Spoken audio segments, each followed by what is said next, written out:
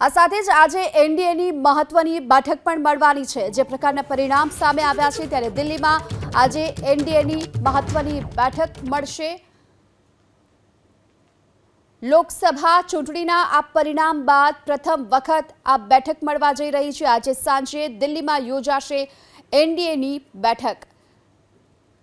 બેઠકમાં સરકાર બનાવવાને લઈને ચર્ચા થશે। આ સાથોસાથ આજની આ બેઠકમાં શપથ ગ્રહણ સમારોહને લઈને પણ ચર્ચા થશે। દિલ્હીમાં આજે લોકસભા ચૂંટણીના પરિણામ બાદ પ્રથમવાર એનડીએની બેઠક મળવા જઈ રહી છે। ટીડીપીના ચંદ્રાબાબુ નાયડુ પણ આજે દિલ્હી ખાતે પહોંચશે અને એનડીએના જે સાથી પક્ષો છે તેઓ પણ આજની આ બેઠકમાં જોડાશે। તો બેઠકમાં સરકાર બનાવવાને લઈને આજે મહત્વની ચર્ચા વિચારણા પણ થશે।